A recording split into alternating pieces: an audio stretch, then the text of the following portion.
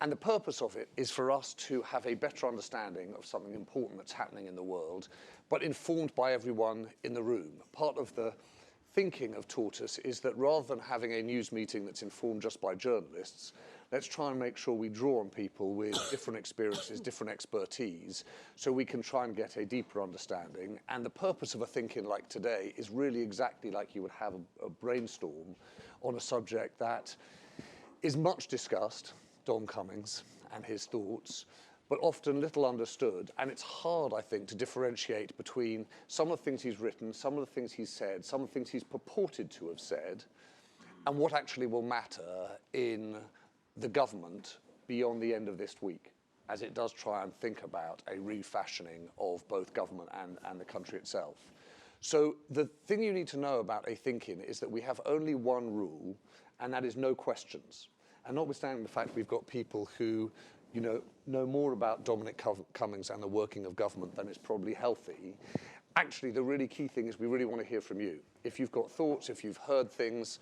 When I started out as a reporter at the FT, one of the things I was told over lunch was that you should only open your mouth if it was market sensitive. So feel free to be as indiscreet as you like, but also the things that are on your mind that are points of view, that are questions about the nature of government, we should explore and examine those too. So please do pipe up from the very start. You'll see that Agatha, our tortoise, makes her stately way across the screen.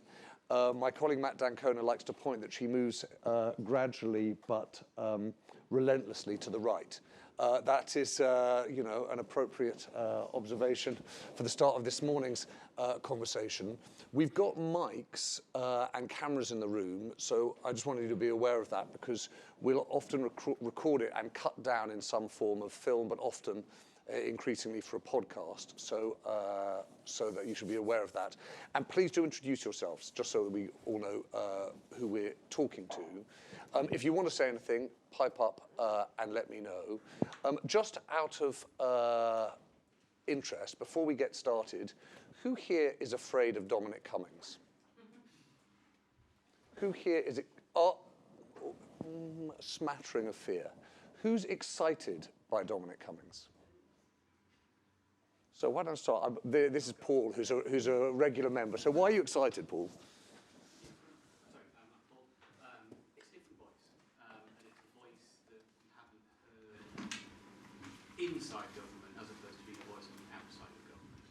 And I think whatever Brexit leads to, be that good, bad or indifferent, I think actually bringing into government some alternative perspectives, some broader challenge, and actually stuff that's grounded in a little bit of intellectual theory, that's good.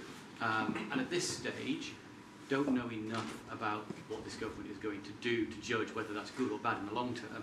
But as a starting point, coming from a disruptive position when the country is asking for change, that to me is a good starter, and therefore excited is where I start from. Who was one of the fearful people? One of the fearful people want to talk about what they're afraid? So, yeah, I thought it was Ron. Ron. I'm not really sure why I'm fearful of him. I think probably because my impression is he just wants to be different all the time. I'm not sure that difference is all necessarily going to be a good thing or for the right reason. The fact that he so deliberately dresses, it's so obviously I think, it's clearly put on his sort of dress sense. He just wants to be different. And I fear that the just desire to be different is going to drive some bad decisions. I.e. that there's something inauthentic about it. I think there's something inauthentic about it, yeah.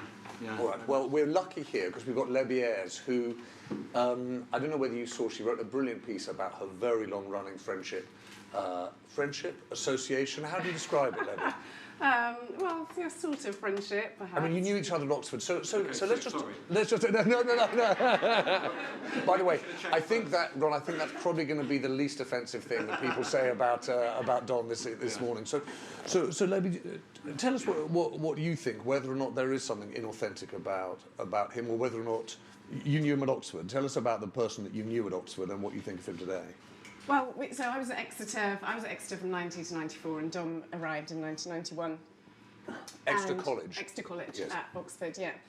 And it's very interesting that you pick up on his dress sense, which I find fascinating, that everyone has sort of totally fascinated by Dom's dress sense, because the first thing that I ever noticed about Dom was this sort of loner walking up and down the staircase wearing this shiny baseball jacket.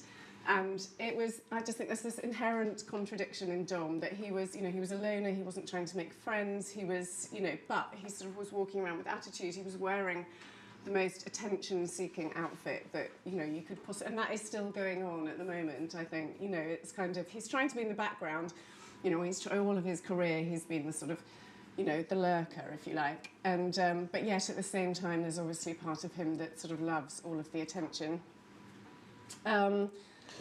You say, Libby, in the piece that you wrote about him, the thing that was...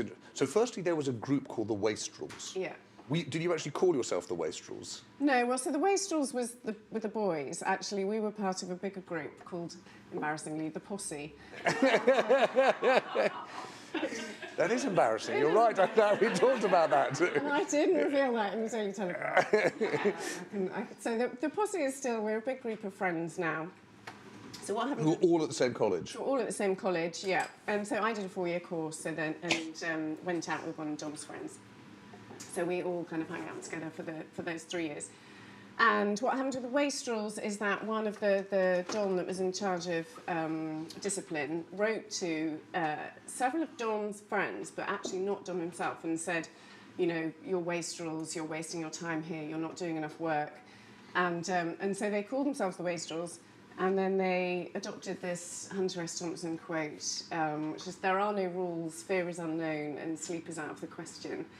And it's my understanding that it was particularly Dom that loved this quote, and so they kind of, while we were all friends together and all went to the pub together and all would all hang out together, the Wastrels would sort of sometimes take themselves off and go on crazy trips to London and stay up all night drinking whiskey and playing dice and that kind of thing. And, I felt that Dom really inspired loyalty in my friends, in the boys particularly, and that perhaps, there's this attraction that people have for someone that is much more willing to break the rules, that people are drawn to that, the fact that there is someone that's willing to push the boundaries. There's an interesting thing that you observe about his relationship with Norman Stone, the great Russia historian, and his interest in Russia and his kind of, if you like, interest in bureaucratic collapse. So tell us a little bit about that, about how Stone, you think, affected him.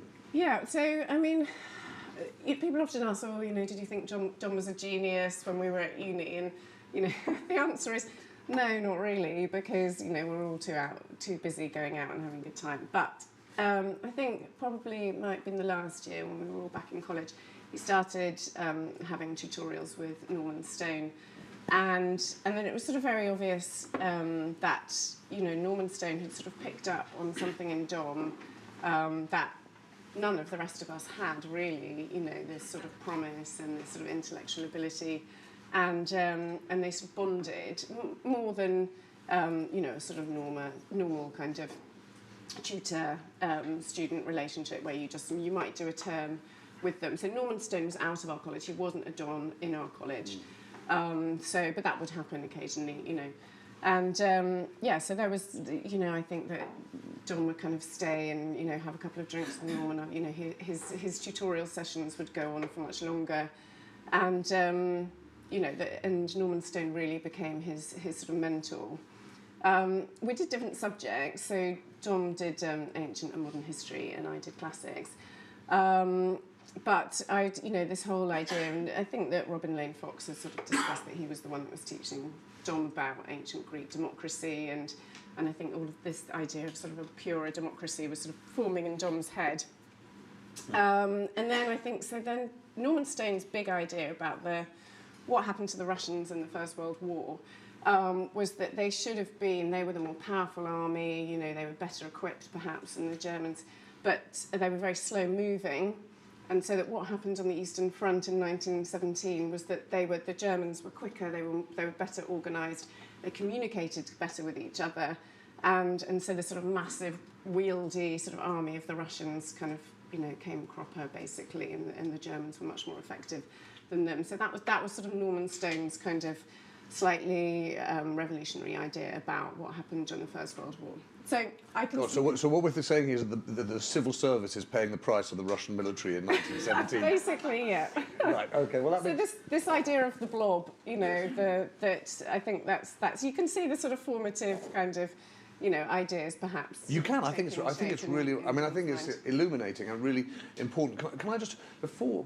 By the way, do just pipe up, catch my eye. But Pete, can I just ask you, because Pete Hoskin, who's one of our editors here, sequestered himself away for longer than is healthy to read all of Dominic's blogs, because I don't know how many people here have read them, but actually it's one of those rare occasions where you do see someone set out their thinking. It's quite easy actually to be dismissive of politics and politicians these days and say that the political interests, i.e. let's deliver for the North, actually drives political and economic thinking. Dominic Cummings is someone who clearly has a political philosophy, is politically read. Pete, is there a way that we can bring up on the screen some of the work that's in the notes, and so we can get a sense of who you think? There's particularly this one graphic. I don't know whether James you can do it, which is about the influences on Dom Cummings. Yeah, this one here. Oh, if we go. Yeah, can we start with that, Pete? Because some of the people will know, but almost everyone, I don't know what they signify in terms of his references. So, I guess I should start with that. I thought I was coming to a ThinkIn this morning, but now I'm sat here in front of you all, it feels a bit like a therapy session. My name's Pete, and I've read all 250,000 words of Dominic Cummings. I think, though, I'm probably still a bit at the denial phase of this, because I do think I learnt a lot, and this is one of the things I feel I learnt a lot from. These are the people he mentions favourably on his blog, and we totted up all the mentions and we've ranked them like this. I mean, I guess in a way there are three observations to make about this. The first is that most of these men, and they are all men incidentally, they're scientists, they're philosophers, they're engineers or businessmen, and that's quite unusual in itself. If you spend any time around Westminster, as I have in my past, you very quickly bump into people's sort of political heroes. So you'll hear a lot about Thatcher, or how Harold Wilson was right all along, or Joe Grimmon's future liberalism is what we need now. You know, you hear that sort of thing. Whereas that's not the case with Cummings. His heroes, we can go along the top line, is John von Neumann is one of the greatest mathematicians of the 20th century. Philip Tetlock is a political scientist who specialises in forecasting. Alan Kay is a computer scientist. And okay, Otto von Bismarck is technically a politician, but I think the guy who reunited Germany in the 19th century is not your typical Westminster lodestar. And I think this speaks to something bigger in Cummings' thinking. And in fact, it's illustrated by a quote we dug out from his work, which is, you know, his heroes are not big C conservatives, and his politics isn't that either. This quote is perhaps the only one-paragraph distillation of what he thinks. I'll read it. Yeah, I think it might even be in the notes as well. It's not this quote. I've got it on my phone. If we don't have it, it's the one about beyond left and right. That's the one. Back one? That one. So the rotten civil service system will be replaced and the performance of government will be transformed for the better. Investment in basic science research will flow, long-term funding for the NHS guaranteed by law, more high-skilled immigrants, fewer low-skilled, an agenda that could not be described as left or right. The public will love it. And what we're seeing here is Cummings, you know, a politics that is beyond left or right. You know, I think this is one of the big things. And it just so happens that the modern-day Conservative Party is the object of this experiment of his. We'll see if it goes along with it. If we go back to the names... Pete, just pause there, though, for a second, because I think it's worth discussing that and whether people have views, because I think that, you know, if you're someone like me, you grew up essentially with Blair, Mandelson, Brown, where the notion was that the market worked, but that you needed to make fundamental investments in public services to enable those people who were not going to benefit from the advance of the market. The interesting thing, James, we can just go back to the quote, is that at the heart of Dominic Cummings' idea is that you need to actually invest in the market. In order for society to prosper, for the UK to prosper, you're making, in effect, market investments in skills. You're trying to address the productivity problem. So he's right in that sense, that it is beyond left and right. It's a different version of how you're going to make capitalism work nationwide. I think that's right. I mean, he talked about himself being interested in projects. So you're right, he wants to invest in the market, but he's attached himself to specific things. Yes. Defence spending is one of them, but also the NHS, weirdly, is one of them. Science research is one of them. So there's investment in those. I actually think the other thing in this quote that's worth pulling out is the thing about immigrants. Because weirdly, immigration often seems to be the thing that unlocks his thinking. So in his blog, he'll talk about this will only work if we have more high-skilled immigrants and fewer immigrants overall. So he talks about a negative income tax rate, and he explicitly says, I believe this will sort the welfare state so long as there's less immigration. And it's curious, I think, how immigration often is just as it was during the Vote Leave campaign, it's like the key thing that suddenly unlocks a lot of other things for him. And is it fair, Pete, or I'm coming to you if I may in a second. Well, why don't you go on, Pete? Of course, yeah. James, if we could go back to that. So the second thing I would say about this as well is these figures are often polymaths. So John von Neumann wasn't just a mathematician, he was also a physicist, he was a computer scientist, he worked on the Manhattan Project. And he was celebrated, in fact, for he's sort of very good at pure, on-the-paper, theoretical maths, but he also did a lot of applied, in-the-real-world maths as well. Steve Souf, Five Along, is another one, actually. He's mostly known as a physicist, but he also specialised in genomics, the study of the human genome, and he also knows a hell of a lot about computers and business.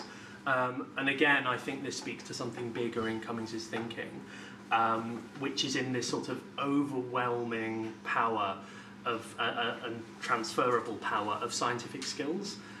So if you're a maths geek, to Cummings, you're not just a maths geek, you're someone who can apply their thinking to the problems of state.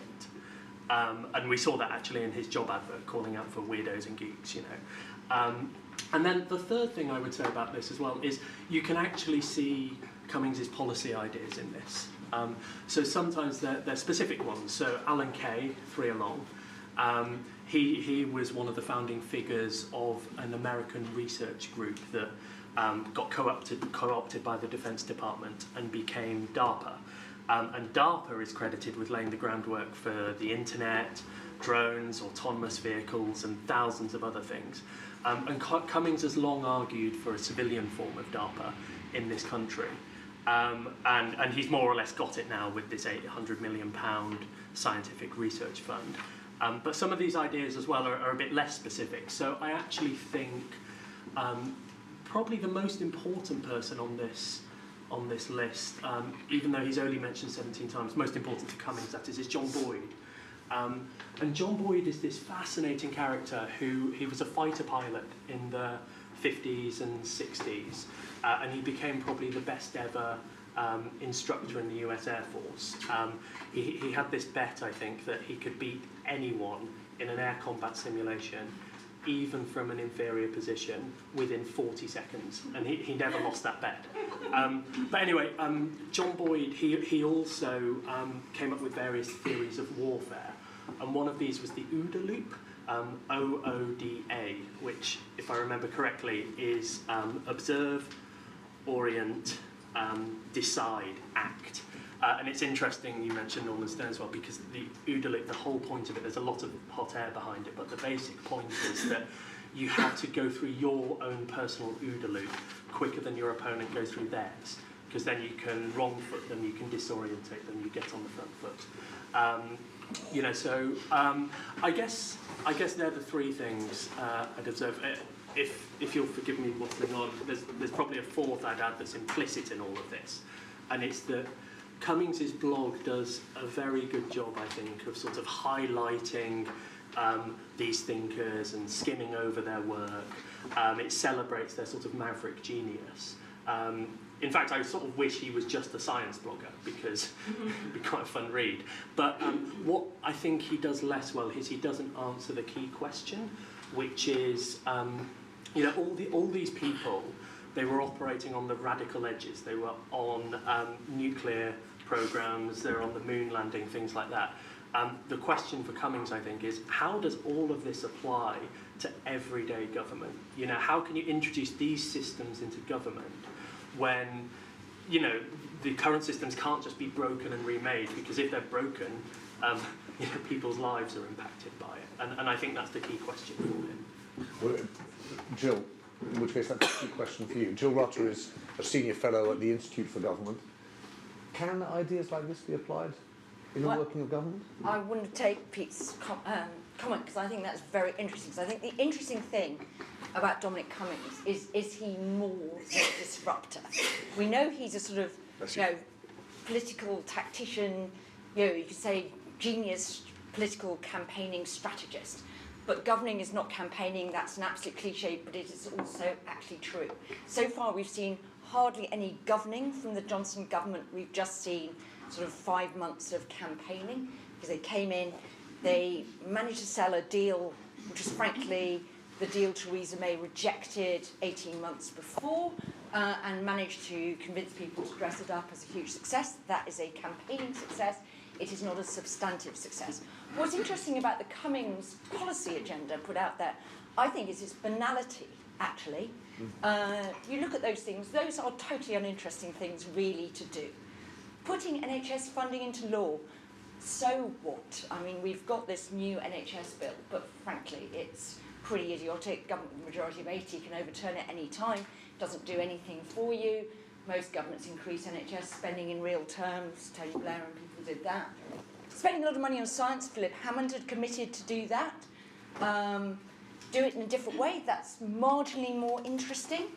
Higher skilled migrants, fewer lower skilled, that's not very interesting either, frankly, as a policy objective. I think the really interesting thing with Dominic Cummings is the bit about reforming the rotten civil service that he's got at the top.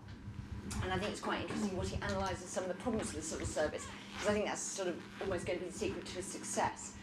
It's really interesting to remember, why did Dominic Cummings finally get allowed into government? Remember, David Cameron said, you're not having that nutcase in government, Michael, when Michael Gove first wanted to appoint him as a SPAD. He was rejected by Cameron. It was only after the Department for Education cocked up big time on an announcement about building schools for the future that Cameron relented. And you can read this in the Cameron biography. I hugely recommend it for other reasons, but anyway, that he let Dominic Cummings come in. And undoubtedly, where Dominic Cummings is right, and I think he is right on the civil service, is the civil service takes too little responsibility for its own performance. And I think the one thing I absolutely agree with Dominic Cummings about is that actually civil servants who perform badly ought to face more consequences than they appear to do. But I think at the heart of that then goes a much more interesting thing, which is unlocking the sort of Faustian pact between ministers and civil servants, where civil servants basically say to ministers, we won't tell you what you're doing is nuts and undeliverable, on the premise that you won't then sack us when your nuts and undeliverable scheme it proves to be nuts and is not delivered. And I think the really interesting thing is, does the world of Cummings open up the way to a hugely more interesting dialogue between ministers and civil servants about what's really doable? I think it probably doesn't, because Cummings is starting from the premise that they're all idiots and useless. And my favourite word, actually, it's partly because it's a word I use a lot in his blog, was the word that if I think you're useless, you will be binned. People who work with me know that being binned is something that I like referring to people, so I found that very relatable, as people might say. But if you're putting people on notice of imminent binning for apparent transgressions, which can just be quite apparent transgressions. Remember the case of the Sajid Javid Spad, who got binned instantly for appearing to have talked to somebody down. You have that sort of binning thing combined with what appears to be paranoia out of number 10 and control freak out of number 10, that I would premise is not a positive environment for a new relationship. My big worry, and why I put my hand up in the fearful thing, is although I think we're too obsessed with Cummings, we overstate his power. He is, after all, just an advisor. I think there is a battle going in number 10 for who has the upper hand on the Johnson government, who actually ends up running things. Probably Michael Gove, but anyway.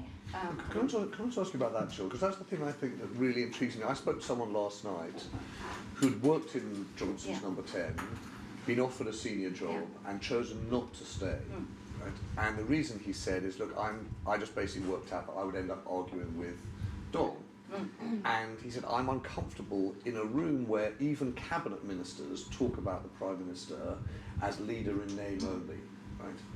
And that left me really confused, because there's a version of Boris Johnson, there's a line I saw in the papers this morning, where he said, look, I'm not really a man of convictions, except for one for speeding many years ago.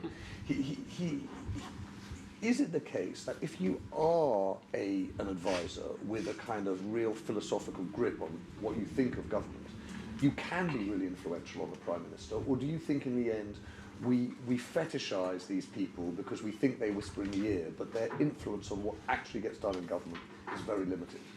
It's very hard to do huge amounts from number 10, is I think the thing that you need to remember. You do need to have the Prime Minister's authority behind you. At the moment, we have an incredibly compliant cabinet.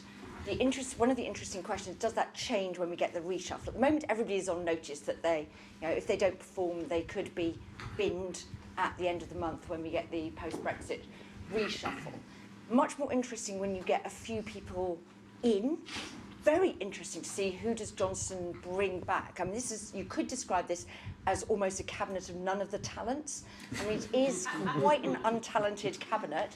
There are quite a lot of people there. When you say woman who supported Brexit, who the hell have I got? Oh my God, who didn't support Jeremy Hunt? Oh my God, things like that. So I think it's really interesting to see, does anyone in this cabinet of stature emerge? Because at the moment it's very notable that in the top 3 jobs you have people who are completely Julian Smith is doing a really good job. Yeah, Julian Smith's doing a really good job and therefore is on the binning list, according to the briefings from whatever. It's very odd for Northern Ireland to win, Northern Ireland Secretary to win. To get a good one. Politician of the Year, and to get a good one. So keep Julian Smith doing that job, for goodness sake, because that really sort of matters, even though we might not care for it over here. But it's quite difficult because basically you're up against, what you discover when you're in number 10 is you can make a bit of a difference at the margin. Tony Blair tried to with his delivery unit, did a performance in a few areas, tried to but didn't really succeed with his strategy unit. Big outfit, that's basically what Cummings appears to be trying to recreate. You can't run big projects out of number 10. It's too small. You can take over bits of the Cabinet Office. Cabinet Office is at the moment going to be consumed with 2 big things. Brexit negotiations, which they're going to run for the next year in this unit in the basement of 70 Whitehall, and the COP. Those are 2 quite big things. To add on all loads of other things.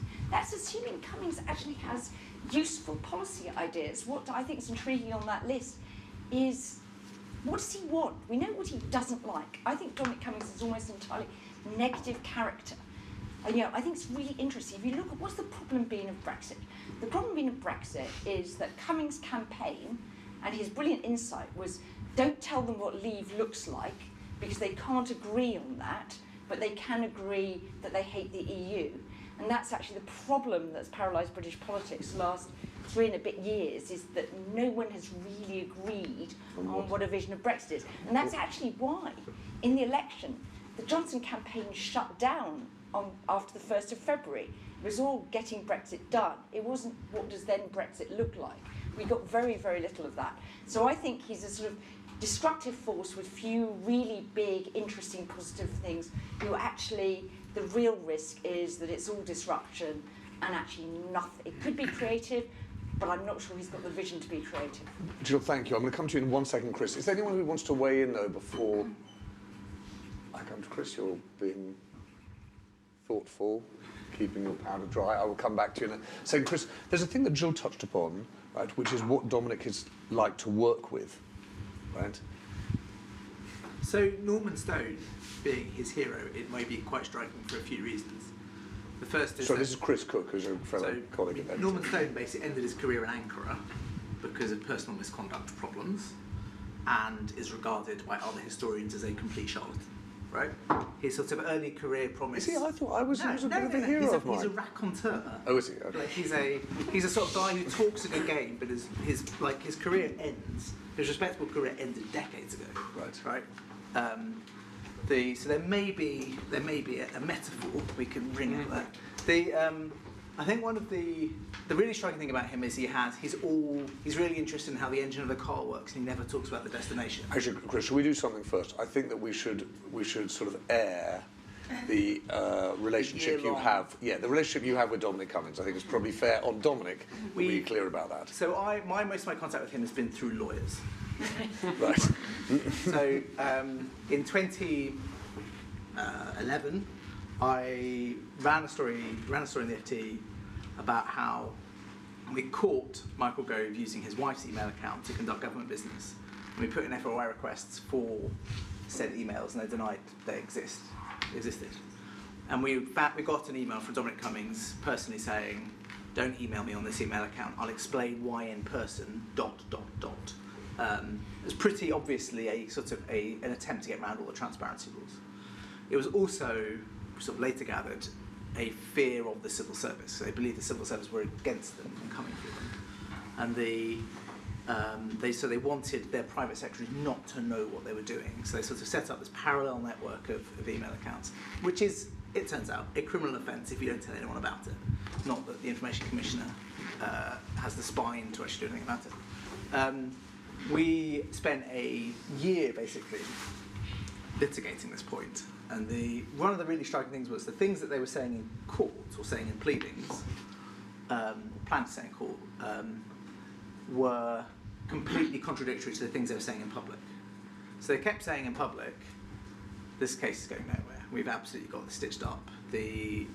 Our lawyers are telling us that we're allowed to do this because we need a safe space where we can talk about these things privately without civil service being able to see."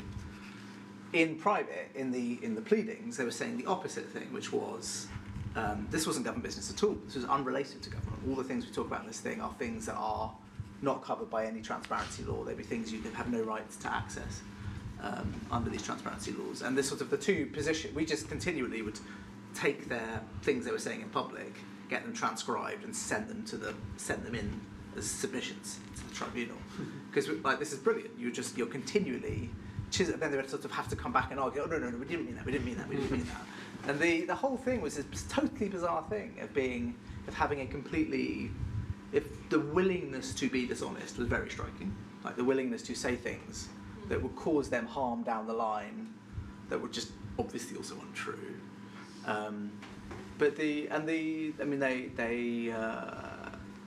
They briefed other journalists that I was having a mental breakdown as of my medication, that I was, a Walter Mitty character, to use that cliche,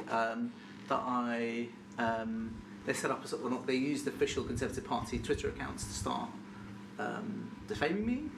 I got a data protection complaint upheld against them because they put out a press release about me. Like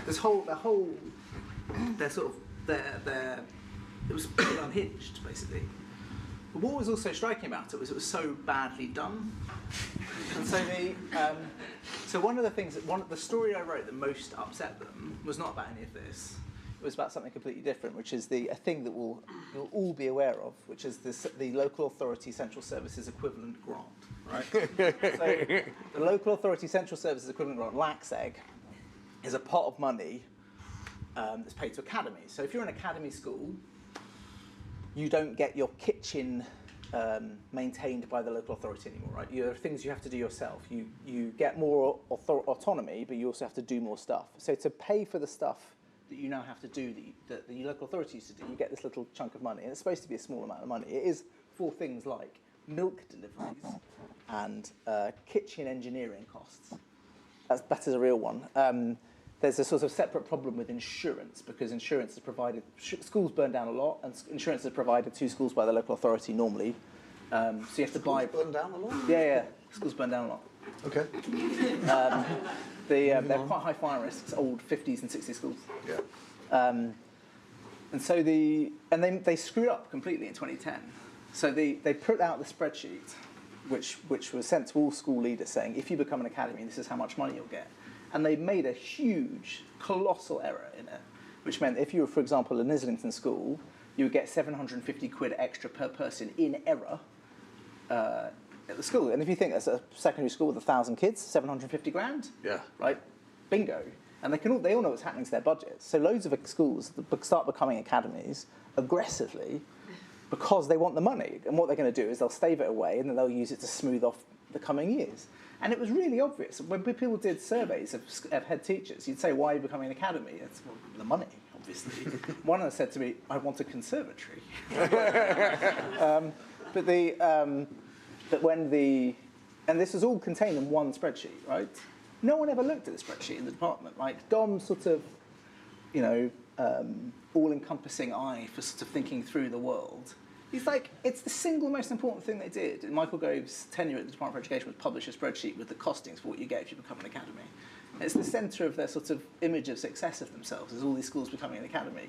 No one checked it. So it's an interesting thing which goes, I think, to Ron's point, not about sort of the inauthentic question. So a separate person I spoke to who had also left Downing Street, she had said, and in this case not Sonia Carden, who you mentioned, who had sort of been frog-marched out, but a separate person who'd left had raised this particular point about being intellectually inauthentic, i.e.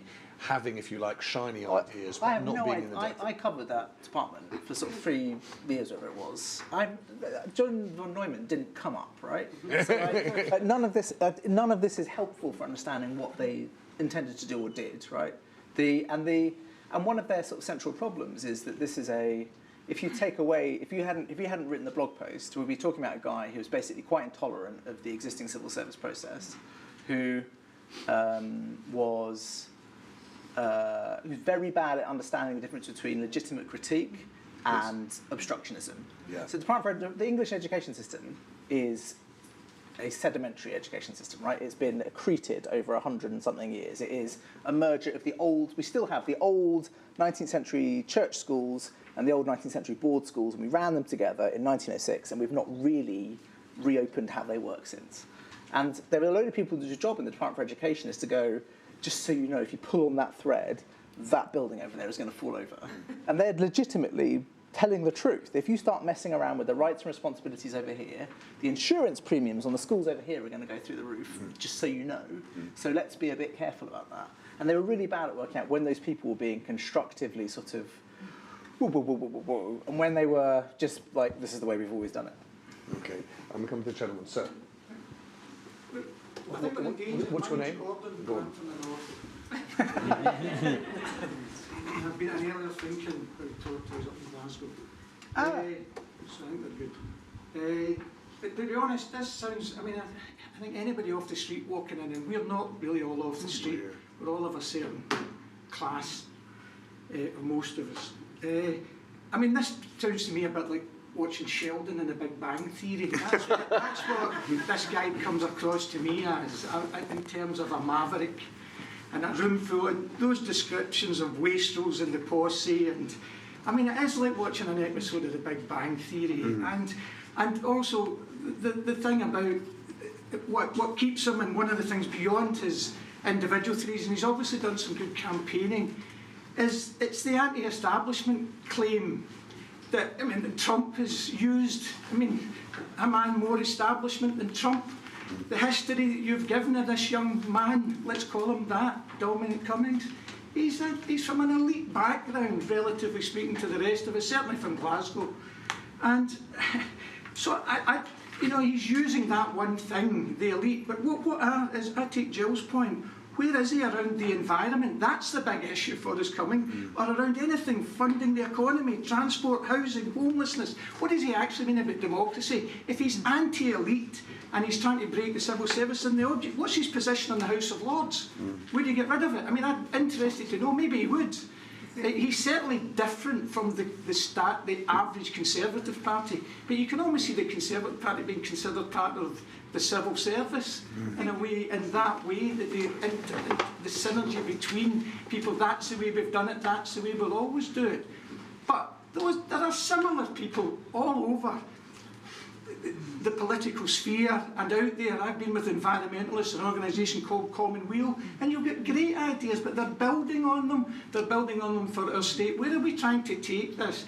Other than listening to somebody and hearing them a bit like Alistair, he sounds like, a wild Alistair Campbell.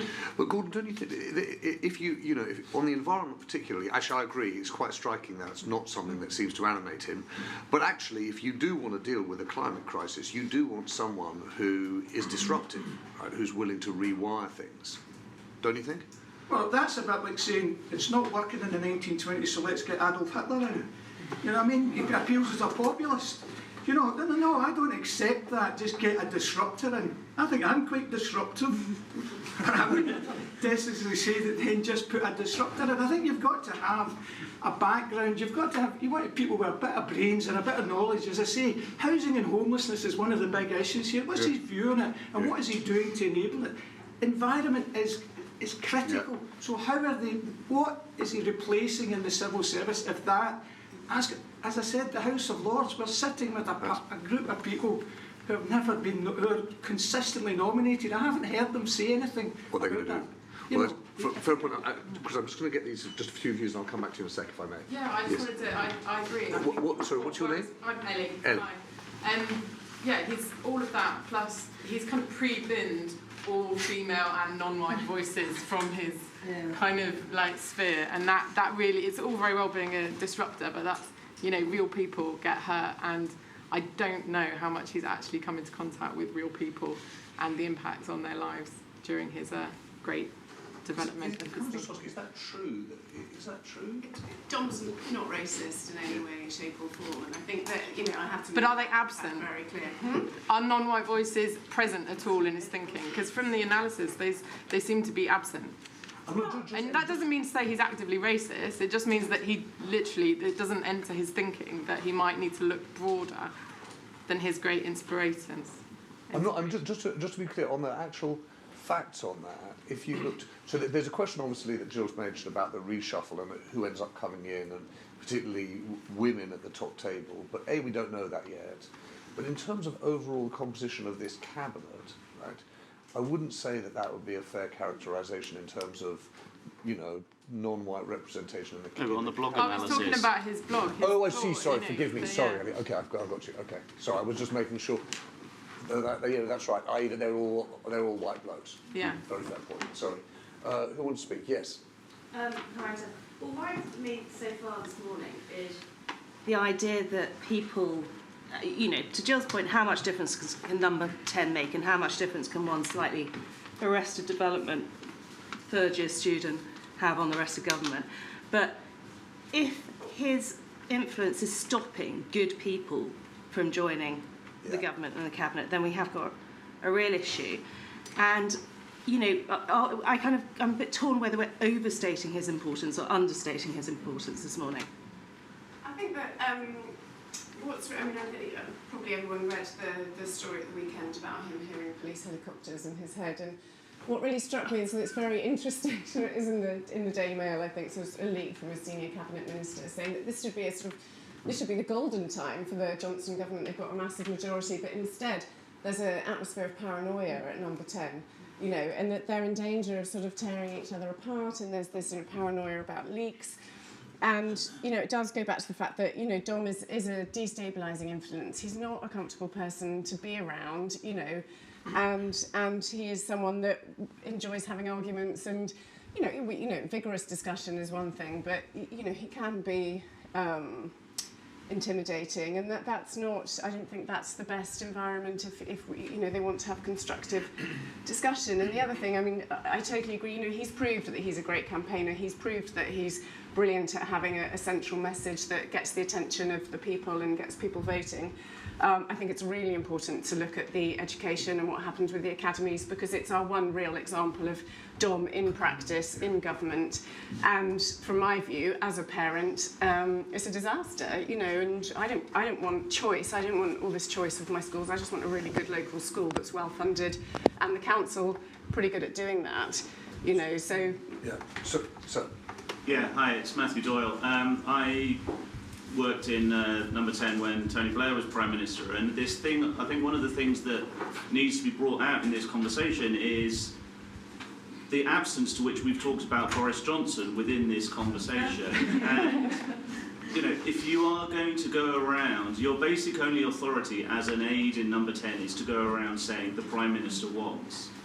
And if it's blatantly obvious to the rest of the system that actually the Prime Minister doesn't want this, or doesn't know what you're doing, or doesn't at least sort of give you the space within which to do it, then your authority to go around and actually, bang heads together or whatever you think you're doing as an aide really doesn't work. And I think that will be the thing that will come out, is if ultimately, that space between Boris Johnson and Dominic Cummings grows in a sufficient way that the rest of the civil service will ultimately say this guy's just sort of off on his own. But the intriguing thing, I think, at the moment, Matthew, is when you hear people who've worked in and around that team, it's the opposite that you're hearing at the moment, that actually the Prime Minister is moving closer to Dominic Cummings, having been suspicious of him and seeing him as Gove's person through the course of the referendum, is now leaning on him more intellectually, and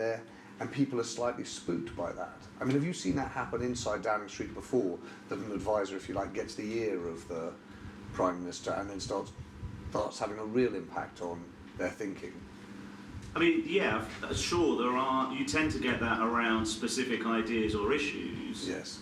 But I think the difference, I would say, between Boris Johnson and Tony Blair, for example, which is, I've only worked for one Prime Minister, so that's all I know, is, that core philosophy that you feel confident that individual has going in. And yes, you can have advisors who will say, actually, the way you can get... So, for example, I don't know, on health policy, clearly there were smart people who shaped Tony Blair's thinking on how you deliver the outcomes you wanted on health, but the objective was there to start off with. Right. So, Jack. Hello, I'm Jack. I work with Tortoise. We're leaving the EU at the end of the week, and we're leaving the single market and customs union at the end of the year. And Dominic Cummings was clearly a central architect of the successful Vote Leave campaign. It seems to me that, in all likelihood, not impossible, but in all likelihood, he's already done the thing he will be most remembered for, even if he is exceptionally influential and the Boris Johnson government does lots of other things. Most people don't even get one thing, and he's just done this massive geopolitical thing in taking Britain out of the EU. It kind of seems to me that he's shot his load effectively. Well, hang on a second. The interesting thing is, if you go back, actually, Pete, you may have a point on this. If you go back and you do read the post-referendum blog, the thing that was really shocking about it as a reader was the leaving of the EU was not an end in itself. It was the first step in the liberation of government from the regulatory constraints of the EU, so that these other things could be done. Is that fair, Pete?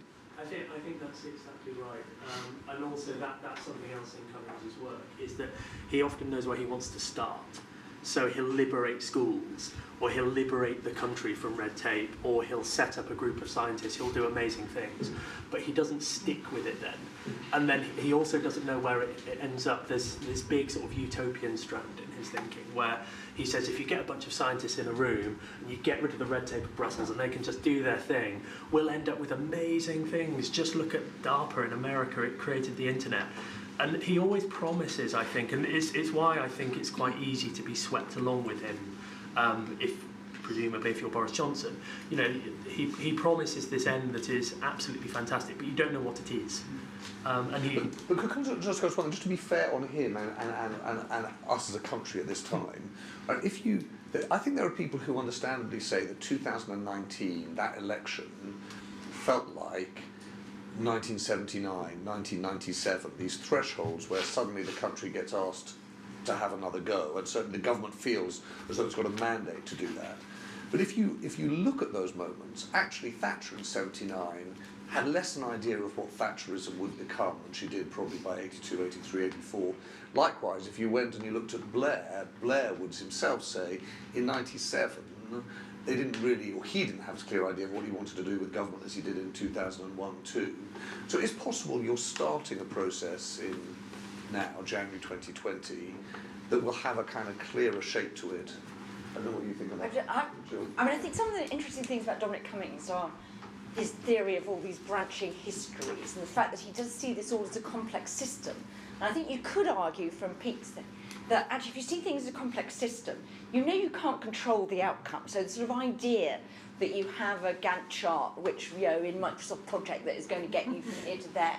And what he's trying to do is just sort of reset some of the sort of starting conditions, and then actually you reorientate and you're going off in a different direction. You're not trying to control the outcome, you're just actually saying we're going in the wrong direction. I'm going to yank it over to here by doing X, Y, and Z, and then we'll see where it goes off. This is possibly the sort of fairest I've ever been, Dominic Cummings. But I wanted to take up Matthew's point about who, you know, is he like sort of, I think, you know, the sort of overmighty advisor we had before. We've had Alistair Campbell. Alistair Campbell was just really about presentation.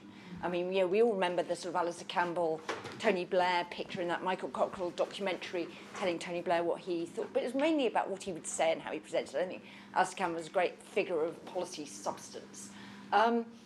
Nick Timothy and Fiona Hill, I think, were sort of parallelish sort of advisors who actually did, you know, but we couldn't see because Theresa May was such a black box. The interesting thing about Dominic Cummings, and the interesting thing about Boris Johnson's relationship to Dominic Cummings, is that there's generally in number 10 a sort of view that when the advisor becomes a story, the advisor has to go.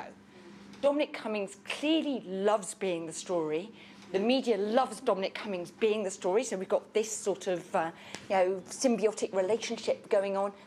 And Boris Johnson, at the moment, is also perfectly happy for Dominic Cummings to be the part of the story, which is the really weird bit of this, because most prime ministers don't really like the sense that they are, as I think James was saying, leader in name only, and actually all the thinking's being done. I've subcontracted my brain to this bloke here, and I'll go and do the photo opportunity with the bulldozer, and that's fine by me. I think it is very interesting, though, within number 10, of when Dominic Cummings does cause mayhem. We've allowed him to cause quite a lot of mayhem because of his, and the bit that most worries me about him is complete disregard for anything we've regarded as norms of constitutional conventions. When he does cause mayhem that has, you know, that Johnson has to take responsibility for, and I think the media is really responsible for making sure that it's Johnson that takes responsibility, because he is responsible for absolutely everything Dominic Cummings does. Dominic Cummings has zero inherent authority. Boris Johnson needs to be held absolutely accountable for everything Dominic Cummings does. It's not good enough to say it's Dominic Cummings is a bit of a weirdo and things like that. He is operating under the Prime Minister's voice, none of his own. I think the interesting thing is there a parting of the way? It's how long does this relationship last? And yeah, what happens in the interim? Is it energising or is it destructive? A bit of a combination that can we survive? So, Chris, sorry. To Gordon's point, actually, one of the things that's a theme that runs through him is he doesn't really have respect for domain-specific knowledge. So he believes that you can get like a... I'm very struck by one of his, in his job ad thing, he had this idea that you could get these sorts of computer scientisty people in who would come in and they would look at... So they would get the Department for Education's data sets, right? And they would look at them and they would find things that the people whose job it is to find things hadn't found. And there is a sort of naivety about, first of all, what machine learning can do with these big static data sets, which I think is unwarranted. I mean, classical statisticians of the sort they have huge numbers of in Whitehall have been looking at this stuff for years. And if these people are good who he gets in, what they will do is they will replicate what the analysts have been doing in the departments, and they will present to the department saying, why haven't you ever told us that if we only force Kent to get rid of its grammar schools, we would improve school results in Kent? And the department will say back to them, we have been saying this to you for 50 years and you can't get ministers to agree, right? That's a lot of what he will do is discover, and maybe that's a good thing, right? Maybe he will unlock things that Whitehall has always known that they can't get ministers to do. Maybe it will change where the knowledge is held in a sort of useful way. So I don't want to dismiss the possibility of having outsiders sort of assess this stuff. But I think the probability of these people getting to these conclusions rapidly without domain-specific knowledge is odd. But also it comes to the point I was making earlier, is that he's really interested in the machine, he's not interested in the destination. So he is like an engineer who's sort of fascinated by a car but doesn't have anywhere he wants to go, right? He sort of wants to make it work better, and maybe that's actually an efficient way of improving government, and outcomes, that you make the machine able to respond in each instance better than it otherwise would. I think exactly Paul, that point, Chris, is, and that comes to you, sir. that's exactly the one that's here, which is that there's an element of intent here, isn't there? That, you know, by virtue of him being in that role, there is a statement of intent from the government that they are planning on governing in a different way. And I think you're right. I think Johnsonism right now is a fairly empty vessel. We're not quite sure what it is. It's a bit of goodwill, it's a bit of left wing to right, all comes in together. It hasn't quite deciphered into anything coherent yet. But by having Cummings in this role, and the fact that we have a ThinkIn here with a lot of people going, I don't know. Yeah. That's sort of doing exactly what both Johnson and perhaps Cummings want at this stage, which is early in this part of the government, setting a very clear disruptive agenda. We have a major geopolitical event occurring in a few days' time. Where that then goes, we don't know. But I thought your point around the system of government and actually wanting to impact the system without knowing quite what it leads to is probably the right summation of what this is doing right now. Will he last more than 18 months? Will he last more than 12 months? Perhaps not. But if that process has started, then this government will follow on a track that is somewhat disruptive from day one. So there's a gentleman here, then I'm going to wrap up. So, Andreas. so you see him, Andreas? Andreas. If he's a big proponent of basic research, and the basic term of basic research is not yet applied science. So you put the right people together in the right environment, and you hope for the best. And if he believes in that and he wants to put money into it, I mean, maybe that is his overall philosophy on many things, that he doesn't really care about the destination as long as he puts the right resources together in the right environment, something will happen. Something will certainly happen. No, I think it's true. If you've not been to a ThinkIn before, at the end of it, the job of whoever's sitting in this chair, the editor, is to try and do what we do at the end of a news conference or a leader conference, which is try and have a line. The thing that's really interesting about this one is it's almost impossible to have it both ways. You're either deeply fearful, sceptical, and probably at some level even hostile to Dominic Cummings, or you're potentially energised and hopeful. Now, I've got to declare an interest here. I have a soft spot for Dominic Cummings for one reason, which is when I was at the Times, we ran a long-running investigation into child sex grooming in the north of England, particularly in Rotherham and Rochdale, and the council in Rotherham injuncted us, set to prevent us from publishing.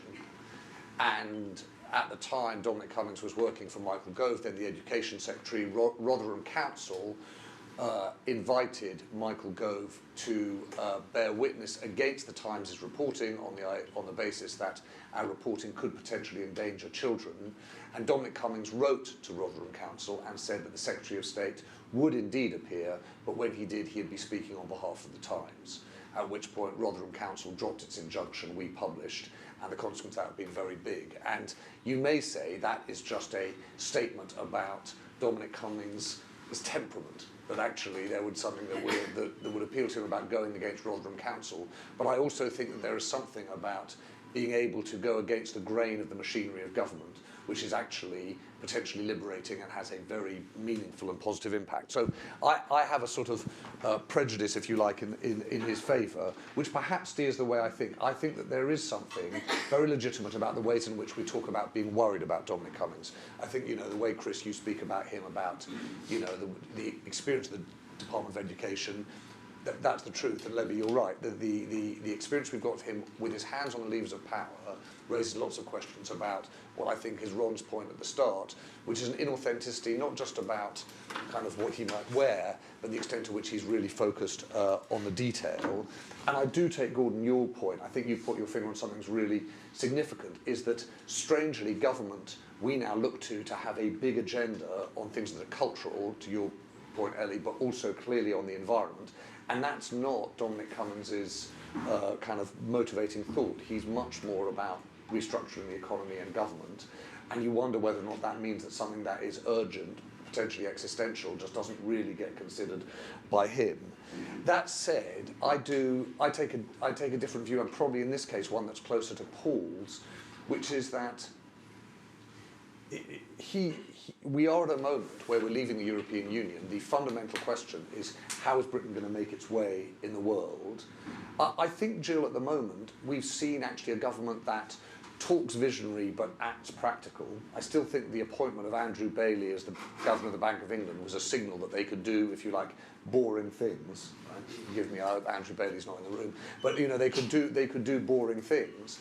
But actually having someone in government who's got the point that Paul made, a kind of disruptive ambition.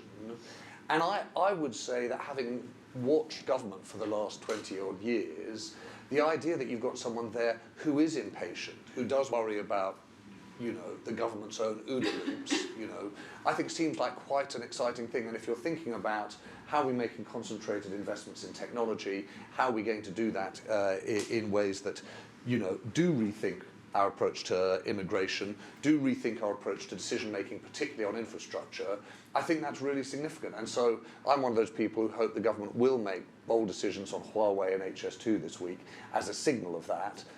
I take this sort of worry in government circles that there's going to be kind of moving of the deck chairs and restructuring for no obvious reason. But the idea that you've got someone who's instinctively disruptive, I think probably feels like a good thing at this moment. So I'm in the hopeful, not fearful camp, and all of you are going to be able to come back in, I would say, somewhere, what do you say, Chris, between 6 and 18 months, and show just how naive that position is. Okay, get him in after he resigns. Can I make a small thank you? Everyone here got up early this morning, trying to marshal all your thoughts about a man like Dominic Cummings is complicated. So please do join me in thanking Jill Rutter, Lebby in particular. It was absolutely fascinating hearing those stories. I could have listened all day. It was exactly, as Gordon says, like a cross between Big Bang Theory and Brideshead Revisited, a show that we never thought we'd see.